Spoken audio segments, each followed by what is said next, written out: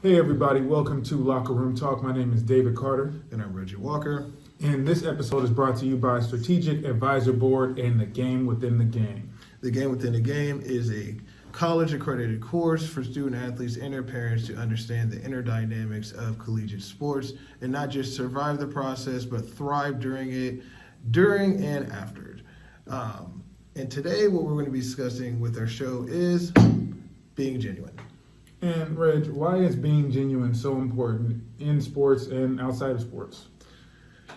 I'm glad you asked. Because when it comes to being genuine and authentic in a world full of people who are walking around wearing masks, it's a superpower.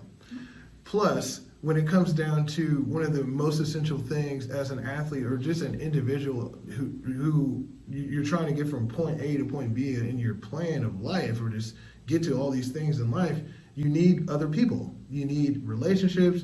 You need your coaches to like you, well, basically understand and trust you. And you need other people to trust you. You need to be able to trust yourself. You need to get positive feedback. There's so many different things that you need.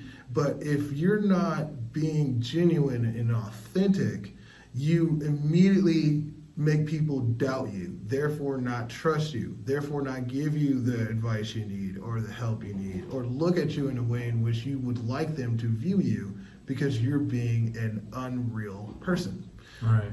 And a lot of that times that stems from not being honest with yourself, and then you're trying to be this person that you don't even know who you are, so you're trying to project this other person out, and that's what throws people off. Right? You're trying to lean on strengths that you don't have.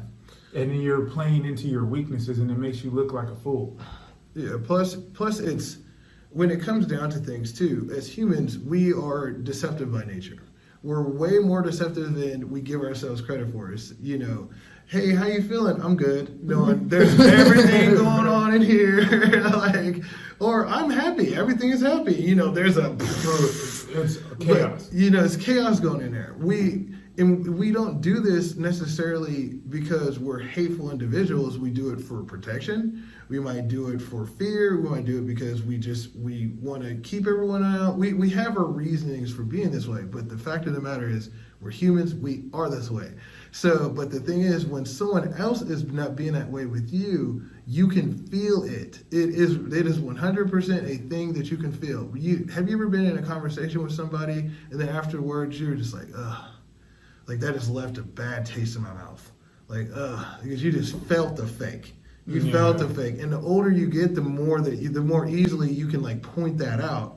And as an athlete or just an individual striving for success, you need people to not have that feeling about you because they can. And the thing is, say you're on a team, you want to be a team leader. If you're throwing out all this stuff that you're not, and you're doing all these things that you're not, and you're being somebody that you're not, people on that team will not like you. And if they show that they like you, they're definitely not going to respect you. And if they're not going to respect you, they're not going to trust you. Yeah. And the thing is, when it comes down to being genuine and authentic, there's a fear that's involved because the fear of being accepted for what you are, really. Mm-hmm. And that's a fear that you really have to conquer. And you have to do it by really understanding, taking little baby steps. I'm going to show people a little bit more, and a little bit more, and a little bit more. And understand the fact of the reality is you're going to show people who you are, and some people are going to run from the hills, some people are going to embrace you, some people won't like you, some people are going to feel this type of way about you, but at the end of the day, they'll still respect you because they understand you and you've shown them. They know that you're a real person. They might not like you, but they will respect you for it. Right, and because people respect consistency, right? And then a lot of people who are trying to be something else, they're trying to do all this big stuff outside and show out or flash out or whatever. But if you're just a consistent, genuine person and you're constantly making growth, that's somebody that your coach can count on, your teammates can count on. You're constantly moving forward, right? And that's better than, trying to do something big, trying to do something outlandish and landing on your face. Just be consistent. Or just the fact of the matter, just showing out there, just being somebody that you're not. When it comes to different leaders, right? You know, you have people who are the rah-rah person. I'm going to get everyone hyped up with this story or whatever. And then you're the motivator. You have people that are that. I can be that, but I'm not necessarily that. You have people who are, I'm going to pull you off to the side leader, and I'm going to speak words into you. I'm going to get you right. I'm going to set you down and talk to you. You got the person that's going to kick you in the butt. Like, this is how I lead. You got the people that are going to lead by example. But the fact of the matter is, if you're not being what you are, and that's just leading people. If you're not being the way that you are in that, people aren't going to follow you. They're not going to listen to you, and they're not going to respect you because they don't trust you. And the thing is, they have to trust you. And the thing is, you have to get over the fear of being accepted and understand there's going to be some people who are going to like you, some people are just not. Can't get away from it.